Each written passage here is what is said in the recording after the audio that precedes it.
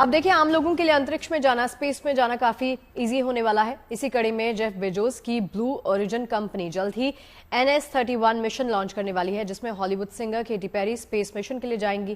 Katy Perry और Lauren Sanchez समेत कुल 6 महिलाएं अंतरिक्ष की यात्रा पर जाएंगी। खास बात देखने वाली यह है कि इस मिशन में सभी क्रू मेंबर्स महिलाएं होंगी, जिन्हें न्यू शेपर्ड मिशन के तहत कार्बन रेखा तक अंतरिक्ष के सफर पर भेजा जाएगा।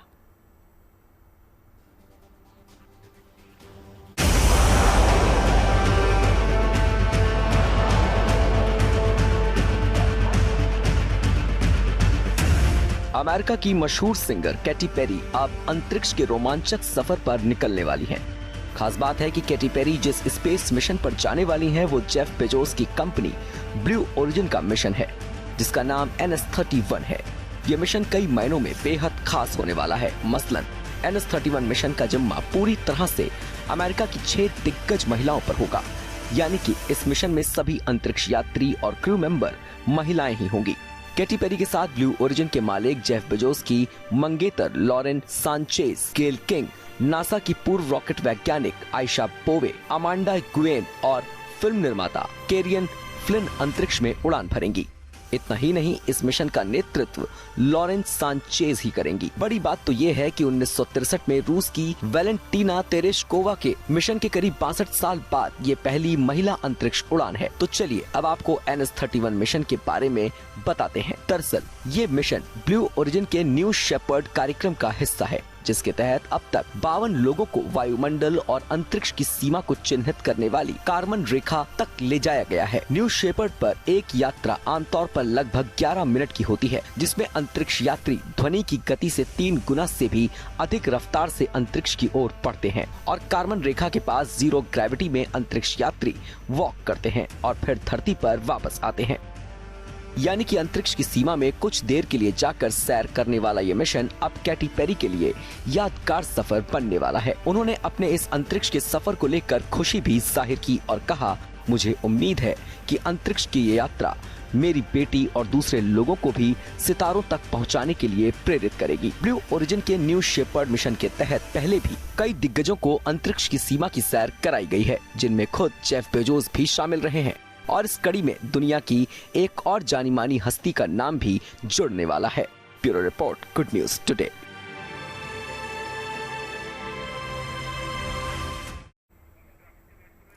देखिए, अंतरिक्ष में कैटी पेरी की उड़ान भरने वाली है। ऐसे में आपको कैटी पेरी के बारे में विस्तार से बताते हैं। आखिर कैटी पेरी है कौन? आपको बता दें, दरअसल कैटी पेरी एक अमेरिकी गायिका, गीतकार और अभिनेत्री हैं। हॉलीवुड सिंगर कैटी पेरी कई दमदार स्टेज शो कर चुकी हैं। अपनी आवाज से कैटी दुनिया भर में मशहूर हैं। कैटी पेरी जब भी स्टेज आती हैं तो धमाल कर देती हैं। यही वजह है कि अंबानी परिवार ने भी उन्हें अनंत अंबानी की शादी में बुलाया था। कैटी पेरी अब जेफ बेजोस की कंपनी ब्लू ओरिजिन का मिशन के तहत उड़ान भरने के लिए तैयार है। ये स्पेस मिशन बेहद खास होने वाला है, क्योंकि इस स्पेस मिशन पर केवल महिलाएं जा रही हैं। अब देखिए, इसी महीने की 14 तारीख को अंतरिक्ष मिशन पर जाने वाली ये यात्रा मील का पत्थर साबित होने वाली है, क्योंकि इस मिशन का नेतृत्व पहली बार महिला अंतरिक्ष यात्रियों की टीम करने वाली है। इससे पहले 1963 के वैलेंटीना तेरेशकोवा अकेले अंतरिक्ष मिशन पर गई थी। इस मिशन पर जाने वाली मशहूर हस्तियों में केटी पेरी और जेफ बेजोस की मंगेतर तो है ही, इनके अलावा 4 और मशहूर महिलाएं हैं जिन्होंने अपने अपने क्षेत्र में नाम कमाया है। देखिए हमारी खास रिपोर्ट।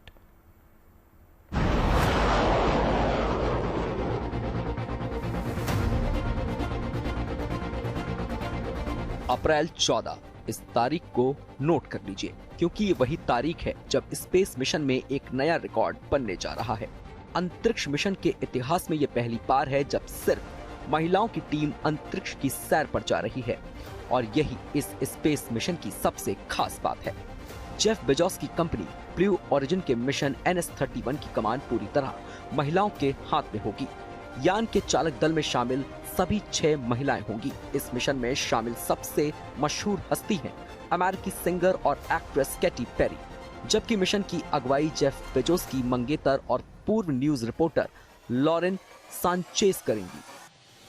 NS-31 मिशन की अन्य महिलाएं हस्तियों में CBS की एंकर गेल किंग, नागरिक अधिकारी कार्यकर्ता अमांडा गुएन, फिल्म निर्माता केरियन फ्लिन और नासा की पूर्व रॉकेट वैज्ञानिक आयशा बोवे शामिल हैं।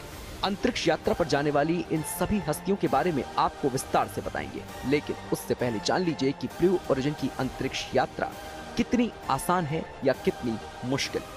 दरअसल ब्लू ओरिजिन का अंतरिक्ष यान पूरी तरह से स्वचालित है और इसमें सवार होने के लिए पायलट की आवश्यकता नहीं होती है। इसीलिए चालक दल में नागरिक शामिल होते हैं जिन्हें अंतरिक्ष यात्रा के बारे में किसी भी ज्ञान की आवश्यकता नहीं होती है।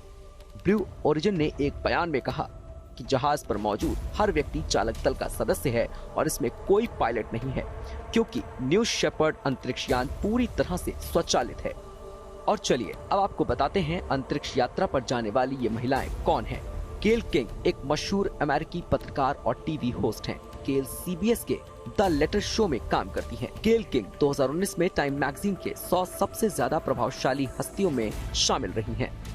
केरियन फिल्म एक अमेरिकी फिल्म निर्माता हैं जो स्वतंत्र फिल्मों, विशेष रूप से हॉलीवुड में लैंगिक असमानता को उजागर करने के लिए जानी जाती हैं। 2018 में आई उनकी डॉक्यूमेंट्री दिस चेंजेस एवरीथिंग और 2024 में लिली लेडबेटर को समर्पित लिली ने उनकी पहचान पूरी दुनिया में करा दी। अमांडा गुएन एक सामाजिक उद्यमी, नागरिक अधिकार कार्यकर्ता और गैर सरकारी नागरिक अधिकार संगठन राइस की मुख्य कार्यकारी अधिकारी और संस्थापक हैं। गुएन को 2019 के नोबेल शांति पुरस्कार के लिए नामांकित किया गया था। 2022 time women of the year में उन्हें नामित किया गया था। आयशा बोवे नासा की पूर्व रॉकेट वैज्ञानिक हैं। आयशा एरोस्पेस इंजीनियर, संस्थापक, स्टेम अधिवक्ता और उद्यमी हैं।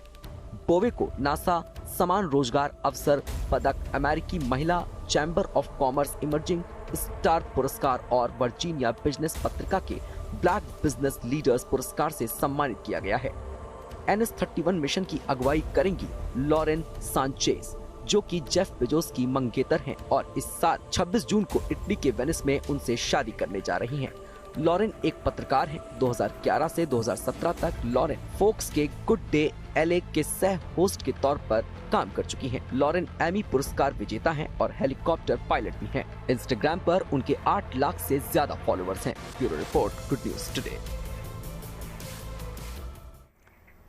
देखिए, अब आपको अंतरिक्ष की दुनिया में लिए चलते हैं। दरअसल चीन अंतरिक्ष की दुनिया में रहस्यों की नई परत खोलने की तैयारी में है। चीन साल 2026 तक चांगई 7 मिशन लॉन्च करने की तैयारी में है, जिसके जरिए चंद्रमा के दक्षिणी ध्रुव पर पानी और मिट्टी जैसे संसाधनों पर शोध किया जाएगा।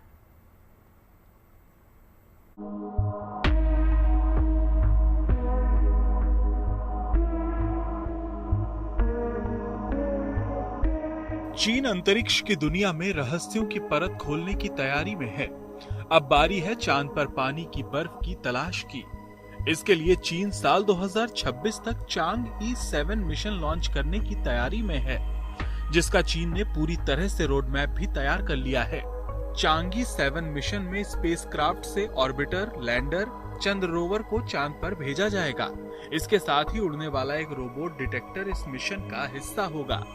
चीन के इस मिशन का उद्देश्य चांद के दक्षिणी ध्रुव पर पानी की खोज और मिट्टी की शोध करना है। खास बात यह है कि चांद के दक्षिणी ध्रुव पर चांगई 7 की लैंडिंग से चांद पर अगर पानी का सफलतापूर्वक पता लगा लिया जाता है तो भविष्य में मंगल या अंतरिक्ष में आगे की खोज में भी मदद मिलेगी। दरअसल चीन का लक्ष्य 2030 तक चंद्रमा पर एक शोध केंद्र स्थापित करना है। इससे चंद्रमा पर निरंतर मानवीय उपस्थिति और शोध संभव हो सकेगा। जाहिर तौर पर अगर चीन को इस मिशन में कामयाबी मिलती है तो अंतरिक्ष की दुनिया में चीन के नाम एक और बड़ा कीर्तिमान होगा। Bureau report, good news today. देखिए, रामनगरी अयोध्या में रामनवमी इस बार ऐतिहासिक होने जा रही है। त्रेता युग में भगवान श्री राम का जन्म रामनवमी पर अयोध्या में हुआ था।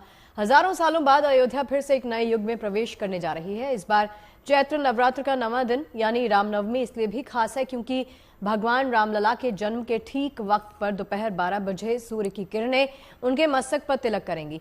यह अद्भुत दृश्य पूरे 4 मिनट तक चलेगा।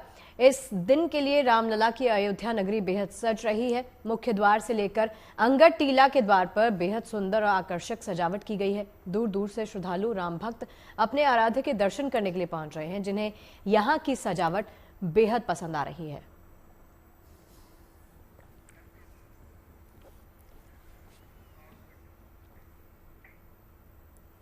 तो भव्य श्री राम मंदिर में लाखों श्रद्धालुओं की मौजूदगी में रामनवमी की ऐतिहासिक तैयारियां की जा रही हैं। यहां दूर दूर से आए श्रद्धालुओं को भी अयोध्या नई नई नजर आ रही है। हमारे संवाददाता मयंक शुक्ला ने श्रद्धालुओं से बातचीत की, देखिए जरा। रामनवमी की शुरुआत हो चुकी है। ये राम जन्मभूमि का मुख्य द्वार है। आप लगातार देखेंगे हमारे पीछे भक्तों की भीड़ उमड़ना शुरू कर चुकी है और देखते आइए भक्तों से कुछ बात करते हैं। कहाँ से आए हैं, कैसा लग रहा है इनको अयोध्या? कहाँ से आए हैं आप लोग? हम लोग बैंगलोर से। कैसा लग रहा है अयोध्या? हाँ, बहुत अच्छा लग रहा है। क्या कुछ नया दिखा है यहाँ पे? हाँ, वो पानी वाली मशीन सबके ऊपर डाल रहे हैं, पानी अच्छा लग रहा है, गर्मियों में ठंडा दे रहा है। क्या नाम है आपका? वंदना। चलिए, बैंगलोर से आए हैं, बता रहे हैं कि बहुत अच्छा लग रहा है अयोध्या। आप कहाँ से आ रहे हैं भैया? बैंगलोर। कैसा लग रहा है अयोध्या? एकदम बहुत बढ़िया। जय श्री राम। पहली बार आ रहे हैं? मैं दूसरी बार आ रहा हूँ। दूसरी बार आ रहे हैं। कोविड में पहली बार आया था तब मंदिर बना नहीं था। तब कैसी अयोध्या थी, अब कैसी अयोध्या है? तब तो चारों तरफ पुलिस थी, कोई आ नहीं सकता था, और अब तो बात ही अलग है। स्वर्ग है, स्वर्ग। क्या बदलाव क्या दिखा आपको अयोध्या में? इतना बढ़िया क्राउड मैनेज हो रहा है, इतने बढ़िया तरीके से, मजा आ गया। तो बहुत बढ़िया। आप कहाँ से आते हैं? राजस्थान, जयपुर से। कैसा लग रहा है अयोध्या? अरे बहुत आनंद आ गया, मजा आ गया। बहुत बार आ अच्छी रहे हैं कि दूसरी बार? नहीं, दूसरी बार। दूसरी बार। इसके पहले कब आए थे आप? मैं 6 महीने पहले। अच्छा, तो अभी रामनवमी का उत्सव है और द्वार वार सजा है, तो कैसा लग रहा है? मजा आ रहा है, बहुत अच्छा, बहुत अति सुंदर, बहुत सुंदर, बहुत सुंदर। क्या नाम है आपका? कमलेश। तो देखिए, यहाँ पे लोग बता रहे हैं कि अयोध्या आए हैं पहली बार या दूसरी बार, जो भी, लेकिन इनको अयोध्या पहले से बहुत ही खूबसूरत और बहुत ही अद्भुत लग रही है। ये अयोध्या का मेन मुख्य द्वार है। आप देखेंगे पीछे कि हमारे पीछे लिखा है बकायदा सुस्वागतम। यहाँ पे लोग यहीं से मुख्य द्वार से यहीं से प्रवेश करते हैं। ऊपर रामलला की मनमोहक तस्वीर भी बनाई गई है, आपको बीच में बकायदा आपको दिखाएंगे। और साइड में हनुमान जी भी है यहाँ पे, और बिन हनुमान के राम क्या। जय श्री राम। कैमरामैन अनूप जायसवाल के साथ मयंक शुक्ला। देखिए, मां जानकी के धाम जनकपुर नेपाल से भी रामनवमी मनाने लोग अयोध्या पहुंचे और श्री राम के रंग में रंग गए हैं। नेपाल से आए लोगों से बातचीत की हमारे सहयोगी मयंक शुक्ला ने, सुनिए जरा। देखिए, हमारे पीछे जो लोग खड़े हैं वो सीता माता के नगरी से आए हैं। आइए हम बात करते हैं कि कहाँ से आ रहे हैं और कितने दिन से यहाँ पे। आप कहाँ से आ रहे हैं भैया? हम लोग नेपाल से आया है। आज हमारा 8 दिन हो गया है। हम लोग जो दशहरा है ना, चैत्र दशहरा बोलते हम लोग, इसका अंशिका लिया, गया में पिंड करने का लिया, पितृमोक्ष का लिया। हम लोग आया था। हम लोग हरिहर क्षेत्र, पुनपुन, गया, बोध गया, काशी, बनारस, प्रयागराज, नवमी शारण्य क्षेत्र होते हुए हम लोग आज 8वें दिन में अयोध्या राम जन्मभूमि में प्रवेश है। तो कैसा लग रहा है अयोध्या? अयोध्या तो बहुत बढ़िया है। जो पहले था वो अच्छा नहीं था, लेकिन अभी बहुत स्पेशल, एक नंबर है अयोध्या। आप कहाँ से आ रहे हैं? आप कहाँ से आ रही हैं? नेपाल से। नेपाल से आ रहे हैं। कैसा लग रहा है यहाँ पे अयोध्या? कैसा लग रही है अयोध्या? एकदम राम लागे, एकदम। वहाँ तो सीता जी की भवन है। सीता जी का भवन तो वहाँ नेपाल में है। नेपाल में है, जनकपुर में है। जनकपुर है। आप? हम भी नेपाल से आए। हम पूरा 8वां दिन यहाँ पे हम लोग इधर, अब इधर के अयोध्या में राम जन्म लग रही है अयोध्या? एकदम बढ़िया, एकदम अच्छा लगा। रामनवमी का अवसर है, रामनवमी है। बहुत बढ़िया, बहुत अच्छा। ये उसका दशहरा राम नवमी का टाइम भी है, ये लिए बहुत अच्छा लगा। बहुत अच्छा लगा। बहुत अच्छा। क्या नाम है आपका? मेरा नाम चित्रबाबू थापा है। चलिए, और भी लोग हैं, हम बात करते हैं। क्या नाम है? कहाँ से आ रहे हैं? शकुंतला बराल, चितौनबाट, नेपाल। नेपाल। तो सीता माता की नगरी से आप आ रहे हैं राम जी की नगरी में, अयोध्या। जनकपुर भी तो वहीं पे है, वही सीता माता तो वहीं। सीता जी को चाहिँ जनकपुर, राम को अयोध्या। वहाँ दुई को शादी और हामी ससुराल। तो चलिए, ससुराल में आए हैं लोग यहाँ पे सीता माता की, और भी बात करते हैं। क्या नाम है आपका? मेरे वंदना पौडेल। तो कैसा लग रहा है अयोध्या? अरे बहुत अच्छा है, बहुत। हम लोग राम जी के ससुराल में आए हैं। हाँ, तो अब राम से मिला, हम लोग को खुशी लगी था, खुशी लगा, सब लोग को अच्छा लगा, और दर्शन मिला हम लोग को। फिर सब लोग हम लोग पोखरा से आए, हम लोग पोखरा से। चलिए, ये माता सीता के द्वार से आ रहे हैं राम जी के दरबार पे। क्या नाम है आपका? रामचंद्र, जय राम जी की। कैसा लग रहा है अयोध्या? अरे छोड़ दो भाई, इंडिया और नेपाल तो भाई भाई कैसी लगा। जहाँ राम की जन्मभूमि है तो मर्यादा पुरुष राम को क्या कहना है, कहने का शब्द है क्या? मेरे लिए कहने का शब्द है नहीं। जो बन रहा है अभी भी बन रहा है, बाद में ये आपके वचन देता हूँ मैं, ऊपर वाली की कृपा है, फिर आऊंगा मैं। जन्म राम का ही जन्मभूमि है तो क्या बात है, परात्पर ब्रह्म है। पहला उसी की खोज में जाना चाहिए हम। तो अयोध्या पहली बार आ रहे हैं? पहली बार आया हूँ। बस मोबाइल पे टीवी पे तो देख रहा हूँ कैसा है वो। हाँ, रामचरित मानस रामायण पढ़ता ही हूँ, भागवत पढ़ता हूँ। हाँ, सबसे देखिए मैं ये कहता हूँ कि आप हिंदू, हम भी हिंदू है। हमारे धर्म से बढ़कर दुनिया में कोई है ही नहीं। हमारा धर्म के दर्शन है कि वसुधैव कुटुंबकम, सारी विश्व भी सब भाई भाई भाई कहते हैं। एक श्लोक में कहता हूँ, अयोनिज पर्व बेताम गणना लघु चेतसाम उदारो चरिता नाम तू वसुधैव कुटुंब। मेरी गोद में ऐसे दर्शन देता है। राम के आदर्श क्या कहें, राम के आदर्श क्या कहें? जब भाई भाई खेलते हैं तो भाई के जिताने के लिए आप हार जाते हैं। और राम के तो कोई बखान नहीं, कृष्ण कृष्ण यही है। जग में सुंदर है दो नाम, चाहे कृष्ण कहो या राम, सबसे ऊंची प्रेम सगाई। राम तो पहले कह चुके, हम के ससुराल से हैं, राम के ससुराल से आए, भाई भाई है, ये कि है तो क्या कहना है, शब्द है क्या? जय राम जी किया। हाँ, प्रेम जागे, यही है। क्या नाम है आपका? रामचंद्र। रामचंद्र जी आए हैं और राम जी के दरबार पे आए हैं। यहाँ पे लोग नेपाल से आ रहे हैं भारत की सैर पर, वो भी अयोध्या। कैमरामैन अनुप जायसवाल के साथ मयंक शुक्ला। और अब बात नवरात्र उत्सव की। ये शक्ति की उपासना का पर्व है। 9 देवी के 9 स्वरूप हमारे जीवन में नई ऊर्जा का संचार करते हैं। मां की आराधना से संकल्प सिद्धि और कर्मशीलता का आशीष मिलता है। आज देश भर के मंदिरों में मां कात्यायनी की पूजा हो रही है। मां कात्यायनी नवदुर्गा का 6ठा स्वरूप है। मां कात्यायनी का जन्म कात्यायन ऋषि के घर हुआ था, इसीलिए इन्हें कात्यायनी कहा जाता है। इनकी 4 भुजाओं में अस्त्र शस्त्र और कमल का पुष्प है। इनका वाहन सिंह है और ये ब्रजमंडल की अधिष्ठात्री देवी है। देश भर के मंदिरों में मां कात्यायनी की पूजा हो रही है। माता रानी के भक्तों का उत्साह देखा जा सकता है।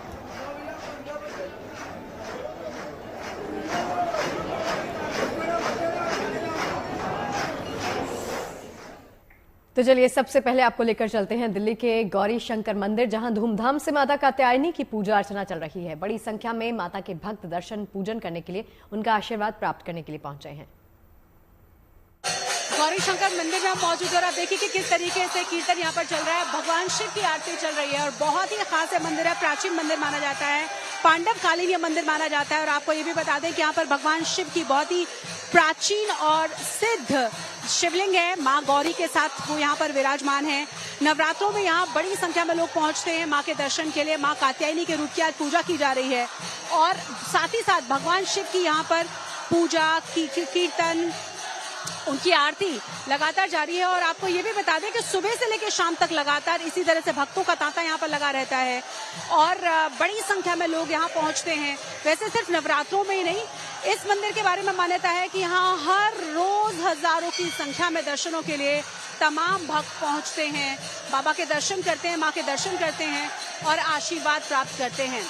आरती की तस्वीरें देखकर आप अंदाजा लगा सकते हैं और पीछे तक बड़ी संख्या में यहाँ पर लोग मौजूद हैं और कहा तो ये रहता है कि रोड तक यहाँ पे लाइन लग जाती है जब लोग यहाँ पर पहुँचते हैं। भगवान शिव की आरती भी चल रही है। इससे पहले माँ गौरा की आरती की गई है और अब उसके बाद एक बार फिर से दूसरी तरफ हवन और कीर्तन शुरू किया जाएगा। और चलिए अब आपको 12 ज्योतिर्लिंग के दर्शन कराते हैं, वो भी एक ही जगह पर। नवरात्र के इस पवित्र मौके पर आपको कराते हैं 12 ज्योतिर्लिंगों के दर्शन, जो कि गौरी शंकर मंदिर में मौजूद हैं। देखिए हमारी सहयोगी शशि शर्मा की खास रिपोर्ट। उस आदिदेव महादेव का जो भी भक्त है, भगवान शिव का जो भी भक्त है, भगवान शिव जिसके भी इष्ट है, वो चाहते हैं एक बार जीवन में कम से कम 12 यानी 12 ज्योतिर्लिंग के दर्शन उनको हो जाएं। हम आज आपको एक ही जगह पर 12 ज्योतिर्लिंग के दर्शन कराने की कोशिश करेंगे क्योंकि गौरी शंकर मंदिर है दिल्ली में और आपको बता दें कि यहाँ पर 12 ज्योतिर्लिंग हैं और आप एक एक करके भगवान शिव के उन रूपों के दर्शन करिए। हम आपको दिखा रहे हैं सोमनाथ ज्योतिर्लिंग की तस्वीर, जरा देखिए।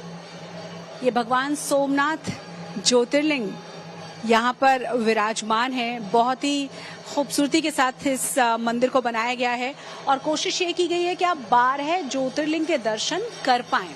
ये है ओंकारेश्वर ज्योतिर्लिंग। एक बार भगवान शिव के इस स्वरूप के इस लिंग के भी दर्शन करिए आप। इसके बाद हम आगे बढ़ेंगे और यहाँ पर आपको मिलेंगे घृणेश्वर ज्योतिर्लिंग। देखिए किस तरीके से सुबह स्नान के बाद भोग लगाया जा चुका है। बहुत ही फूल माला और सुगंधित खुशबू जिसे हम महसूस कर पा रहे हैं यहाँ पर आ रही है। काशी विश्वनाथ के दर्शन भी आप जरूर कर लीजिए और कोशिश यही है कि जिस स्वरूप में, जिस तरह के पिंडी में, लिंग में वो अलग अलग 12 ज्योतिर्लिंग में मौजूद हैं, उसी तरह का स्वरूप यहाँ पर भी देने की कोशिश की गई है। गौरी शंकर मंदिर है, ये बहुत ही ज्यादा प्राचीन और बहुत फेमस मंदिर है। कहा जाता है कि पांडवों के समय से भगवान शिव की यहाँ पर वो लिंग है जिसकी पूजा अर्चना चली आ रही है, इसीलिए इसे बहुत ज्यादा खास माना जाता है, हर इच्छा को पूरा करने वाला माना जाता है। मल्लिकार्जुन महादेव के आपने दर्शन किए हैं अभी, और इसके बाद केदारेश्वर, देखिए जरा केदारनाथ के दर्शन, जहां बड़ी संख्या में लोग पहुंचते हैं भगवान के दर्शन करने के लिए, आदियोगी के दर्शन करने के लिए, उनकी उस वाइब्रेशन को महसूस करने के लिए। केदारनाथ ज्योतिर्लिंग के दर्शन किए। अब हम आगे बढ़ेंगे और थोड़ा सा आगे आने के बाद यहाँ पर आपको दर्शन होंगे महाकालेश्वर के। बड़ी संख्या में भक्त यहाँ पर भी पहुंचते हैं दर्शन के लिए, पूजा के लिए, भगवान शिव की आराधना करने के लिए, अपने इष्ट को प्रणाम करने के लिए। इसके बाद जो अगला ज्योतिर्लिंग यहाँ पर बनाया गया है वो है रामेश्वरम। अब देखिए जरा रामेश्वरम ज्योतिर्लिंग, देखिए जरा, यहाँ पर भी भगवान शिव का स्नान हो चुका है और उसके बाद अब उनको भोग लगाया जा चुका है। तो ये 12 के 12 ज्योतिर्लिंग एक जगह लाने की कोशिश की गई है। ज्यादातर लोग चाहते हैं कि जीवन में एक बार उनको दर्शन जरूर हो पाए 12 और द्वादश ज्योतिर्लिंग के, और कई बार यहाँ पर अगर दर्शन नहीं हो पा रहे हैं तो आप यहाँ पहुंचकर दर्शन कर सकते हैं। नागेश्वर महादेव को देखिए जरा, एकदम अलग ही रंग में आपको यहाँ पर नजर आएंगे, नाग से लिपटे हुए, और नागेश्वर महादेव हैं ये। इसके बाद हम आपको दर्शन कराएंगे बाबा वैद्यनाथ के। ये देखिए, ये हैं बाबा वैद्यनाथ, एक बार दर्शन करिए आप। त्रिशूल, कमंडल, डमरू, रुद्राक्ष की माला और बिल्कुल वही श्रृंगार जिन्हें आप देखते हैं वहां पहुंचने के बाद। इसके बाद त्र्यंबकेश्वर महादेव, त्र्यंबकेश्वर महादेव के दर्शन करिए जरा। तो जिस स्वरूप में अलग अलग द्वादश ज्योतिर्लिंग में भगवान शिव को आप देखते हैं, भगवान शिव को आप महसूस करते हैं, भगवान शिव का जो रूप विराजमान है, उसी तरह से यहाँ पर भी आपको नजर आएंगे भगवान शिव और उनके ये लिंग, भीमा शंकर ज्योतिर्लिंग। तो इस तरह से कुल मिलाकर 12 ज्योतिर्लिंग यहाँ पर बनाए गए हैं और बड़ी संख्या में यहाँ लोग पहुंचते हैं दर्शनों के लिए, एक साथ भगवान शिव के 12 द्वादश ज्योतिर्लिंग को देखने के लिए। जगन्नाथ के साथ शशि तुषार शर्मा, दिल्ली। और चलिए, इससे पर ज्यादा बातचीत करने के लिए हमारी सहयोगी मनीषा लड्डा दिल्ली के मंदिर से जुड़ गई हैं, हमारे साथ उन्हीं के पास चलते हैं। मनीषा, आज चूंकि माता के कात्यायनी स्वरूप की पूजा आराधना का दिन है, तो आज मंदिर में किस प्रकार की रौनक आप देख पा रही हैं?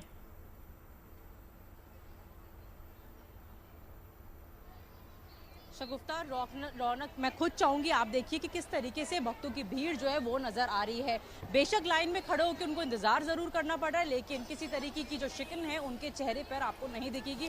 सिर्फ भक्तिमय का माहौल इस वक्त मंदिर में नजर आएगा। इस तरीके से सर पे जो है, माथे पर, मस्तक पर तिलक लगाकर जो है उनका स्वागत किया जा रहा है। और जैसे कि आपने कहा कि माँ कात्यायनी देवी की जो है आज उपासना की जा रही है और माँ महर्षि कात्यायन के घर पुत्री के रूप में भगवत गीता ने जो है माँ भगवती ने जो है वो जन्म लिया था। तो उसी तरीके से, जिस तरीके से महर्षि ने जो है तपस्या की थी, घोर तपस्या, और उनको ये फल मिला पुत्री के रूप में, कात्यायनी देवी उनकी पुत्री के रूप में जो उन्होंने जन्म लिया, वैसे ही हर कोई अगर इस दिन उपासना करता है तो उनको सुख, समृद्धि और यश की जो है वो प्राप्ति होती है। लेकिन अविवाहित महिलाओं के लिए ये खास तौर पर बहुत खास माना जाता है, क्योंकि आज के दिन कोई भी महिला जो है, अविवाहित महिला, वो माता रानी से अपनी मनोकामना रखती है कच्चे वर की प्राप्ति के लिए, तो उनको जरूर मिलता है। और उसके लिए उनको भोग जो लगाए वो मेहंदी, चुन्नी, लाल चुन्नी जो है, ये सब उनको लगाना है। और अगर माँ को आज भोग की बात करी जाए तो माँ को बेहद पसंद है खोए की खीर, साथ ही साथ मखाने की खीर। तो इस तरीके से अगर खीर बनाकर उनको प्रसाद के रूप में चढ़ाया जाए तो माँ बेहद प्रसन्न होती है। आप देख सकते हैं कि किस तरीके से भक्तों की जो भीड़ है वो लगातार बढ़ती जा रही है। और दूसरी तरफ की अगर मैं आपको तस्वीरें दिखाऊं तो मंदिर में जो है इस तरीके से कीर्तन का इंतजाम जो है वो किया गया है। लगातार जो है इसी तरीके से श्रद्धालु जो है वो भजन कीर्तन के साथ माँ की आराधना कर रहे हैं और मंदिर परिसर में आध्यात्मिक ऊर्जा का जो है संचार हो रहा है। आप देख सकते हैं कि किस तरीके से हर कोई हाथ उठाए हैं, जयकारों के साथ जो है मंदिर पूरा गूंज रहा है। और चेहरों पे जो भक्तों की मुस्कुराहट आप देख रहे हैं, अपार श्रद्धा और विश्वास आपको हर तरफ नजर आएगी। मंदिर प्रांगण की अगर सजावट की बात करें तो सजावट भी बेहद खूबसूरती है। और साथ ही साथ गर्मी का समय है शगुफ्ता, तो तस्वीरें अद्भुत है मनीषा। आस्था का सैलाब उमड़ा हुआ है, हर तरफ भक्ति भाव नजर आ रहा है, चाहे माता रानी के दर्शन करने आने वाले लोग हैं या फिर देश भर के अलग अलग मंदिरों में लगभग ऐसी ही तस्वीरें देखने को मिल रही है। शुक्रिया आपका तमाम जानकारी के लिए। देखिए, नवरात्र के मौके पर हर भक्त मां को प्रसन्न करने के लिए पूजा पाठ तब कर रहा है। आस्था की इस डगर पर एशिया के सबसे अमीर इंसान मुकेश अंबानी के बेटे अनंत अंबानी भी चल दिए हैं। रिलायंस इंडस्ट्री लिमिटेड के डायरेक्टर अनंत अंबानी जामनगर से द्वारिका की 140 किलोमीटर की पदयात्रा कर रहे हैं। दरअसल अनंत अपने जन्मदिन के अवसर पर भगवान द्वारिकाधीश के मंदिर दर्शन करने जा रहे हैं। अनंत अंबानी की सिक्योरिटी समेत लंबा काफिला उनके साथ चल रहा है। ऐसे में उनकी पैदल यात्रा से लोगों को ट्रैफिक संबंधी अव्यवस्थाओं का सामना करना न पड़े, इसके लिए अनंत देर रात में अपना सफर शुरू करते हैं। अनंत रोजाना 10 से 12 किलोमीटर की पैदल यात्रा कर रहे हैं। वो 10 अप्रैल को द्वारिका में पहुंचकर अपना जन्मदिन मनाएंगे। इस बीच उनके चाहने वाले भी उन्हें रास्ते में मिल रहे हैं। लेकिन अनंत की यात्रा तब चर्चा में आई जब रास्ते में अनंत ने बूचर खाने जा रही 250 मुर्गियों को बचाया। उन्होंने दोगुनी कीमत देकर सभी मुर्गियों को खरीदा और उन्हें आजाद करवा दिया।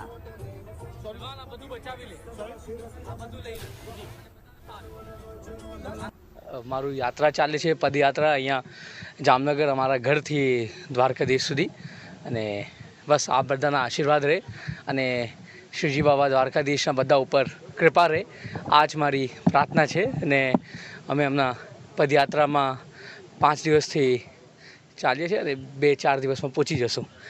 और बात करते हैं गुजरात के गिर की, आपको वहां लेकर चलते हैं जहां बढ़ती गर्मी को देखते हुए जंगलों में एशियाई शेरों के लिए खास इंतजाम किए गए हैं। गिर में भीषण गर्मी को देखते हुए जानवरों के लिए नए पेयजल पॉइंट्स और तालाब तैयार कर दिए गए हैं ताकि पानी की तलाश में शेरों और दूसरे जंगली जानवरों को भटकना ना पड़े।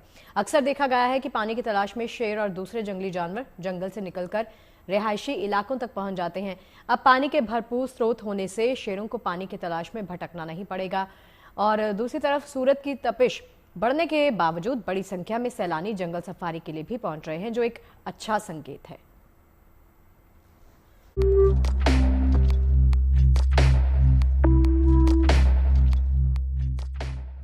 भले ही अभी अप्रैल महीने की शुरुआत हुई है, लेकिन गर्मी की दस्तक मई और जून जैसी मालूम पड़ रही है।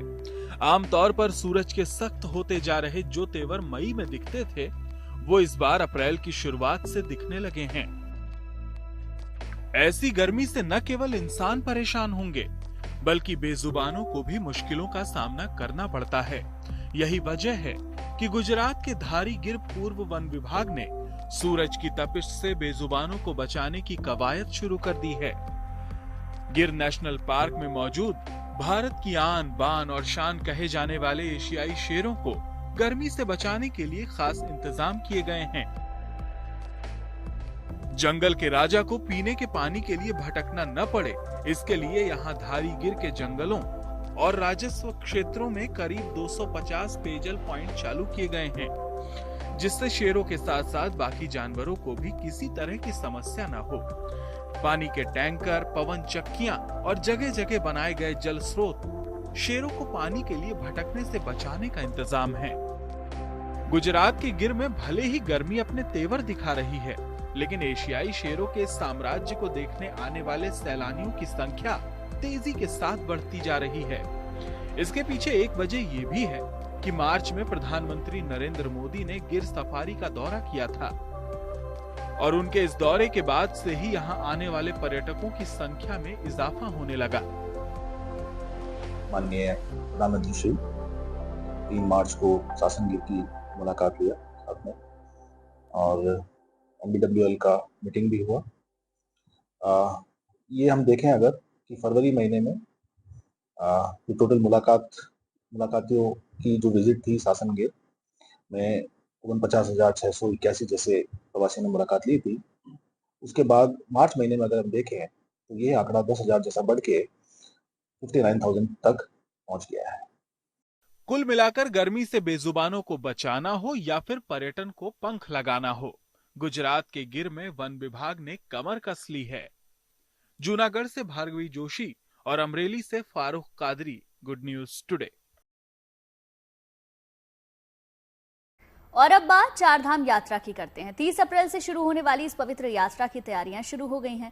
चमोली में बद्रीनाथ धाम मार्ग पर श्रद्धालुओं के लिए व्यापक इंतजाम किए जा रहे हैं, तो वहीं केदारनाथ, गंगोत्री, यमुनोत्री में भी तय समय से पहले चारधाम मार्ग को दुरुस्त करने का लक्ष्य रखा गया है। देखिए खास रिपोर्ट।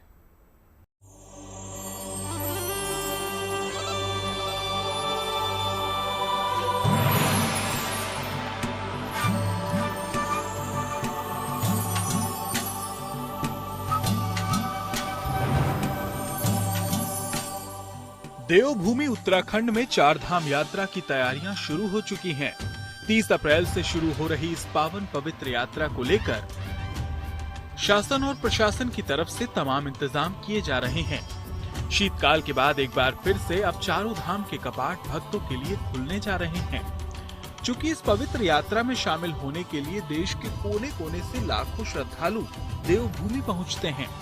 ऐसे में यहाँ श्रद्धालुओं के इस सफर को सुगम बनाने के लिए जोरों पर तैयारियां चल रही हैं। चमोली जिले में पड़ने वाले बद्रीनाथ धाम मार्ग को दुरुस्त किया जा रहा है। जिले के डीएम संदीप तिवारी चारधाम यात्रा मार्गों का लगातार निरीक्षण कर रहे हैं। जिला प्रशासन और पुलिस की टीम ने संयुक्त रेकी की है बद्रीनाथ धाम की, तो जो भी नुकसान बर्फबारी से हुआ था इस सीजन में उसका आंकलन किया है। PWD, जल संस्थान, पर्यटन विभाग, जितने भी विभाग यहाँ काम करते हैं सबके कॉन्ट्रैक्टर्स और लेबर मोबिलाइज हो गए हैं। काम स्टार्ट हो गया है और क्योंकि अब 1 महीने से भी कम का समय हमारे पास है, तो हमारा प्रयास है कि इसको तीव्र गति से कार्य को पूर्ण किया जाए ताकि श्रद्धालुओं को एक सुगम सुचारू यात्रा का अनुभव हो सके। वैसे तो हर बार चारधाम यात्रा में श्रद्धालुओं के लिए व्यापक इंतजाम किए जाते हैं, लेकिन इस बार श्रद्धालुओं के स्वास्थ्य के साथ साथ तमाम मूलभूत सुविधाओं पर खास ध्यान दिया जा रहा है। मसलन चारधाम यात्रा मार्ग पर बिजली, पानी और कम्युनिकेशन की व्यवस्थाओं को दुरुस्त किया जा रहा है। बर्फबारी की वजह से क्षतिग्रस्त हुई दर्शन लाइन पर काम चल रहा है और सुरक्षा के लिहाज से 26 MLD सीवर टैंक पर सुरक्षा दीवार बनाई जा रही है। पुरोहितों के लिए आवास और श्रद्धालुओं के लिए अस्थायी अस्पताल बनाए जा रहे हैं। दर्शन लाइन पर बुजुर्ग तीर्थ यात्रियों के बैठने की भी व्यवस्था की जा रही है और धाम में क्राउड मैनेजमेंट और टोकन सिस्टम के लिए काउंटर लगाए जा रहे हैं। ये तमाम इंतजाम सिर्फ बद्रीनाथ धाम में किए जा रहे हैं, जबकि केदारनाथ, यमुनोत्री और गंगोत्री में भी यात्रा को सुगम और सुरक्षित बनाने के लिए विशेष तैयारियां चल रही हैं, क्योंकि इस पवित्र यात्रा में अब 1 महीने से भी कम समय बचा है, जिसके लिए 20 मार्च से रजिस्ट्रेशन भी शुरू हो चुका है। 30 अप्रैल को अक्षय तृतीया के शुभ अवसर पर यमुनोत्री धाम के कपाट खुलेंगे। इसके साथ ही इसी दिन यमुनोत्री धाम में भी यात्रा शुरू हो जाएगी, जबकि 2 मई को केदारनाथ धाम के कपाट खोले जाएंगे और आखिर में 4 मई को बद्रीनाथ धाम में भक्त दर्शन पूजन कर सकेंगे। जाहिर है पुराणों में भी चारधाम यात्रा का बड़ा महत्व बताया गया है और कहा जाता है कि चारों धामों की यात्रा करने से श्रद्धालुओं को मोक्ष की प्राप्ति होती है। चमोली से कमल नयन सिलोड़ी के साथ bureau report, good news today. PM Modi के दौरे को लेकर थाईलैंड के भारतीय समुदाय में जबरदस्त उत्साह नजर आया। प्रधानमंत्री के आने की खबर मिलने के बाद भारतीय समुदाय के लोग एयरपोर्ट के बाहर बड़ी तादाद में जमा हो गए। भारतवंशियों ने प्रधानमंत्री मोदी का स्वागत वंदे मातरम और मोदी मोदी के नारों के साथ किया। इस दौरान होटल में भी प्रधानमंत्री का शानदार स्वागत किया गया। भारतीय परिधानों में यहां बच्चों ने मनमोहक प्रस्तुतियां दी। पीएम मोदी ने उनसे मुलाकात की, उनकी प्रतिभा और कौशल को सराहा। इसके बाद पीएम मोदी ने रामायण का मंचन देखा और भारतीय समुदाय के साथ उन्होंने बातचीत भी की।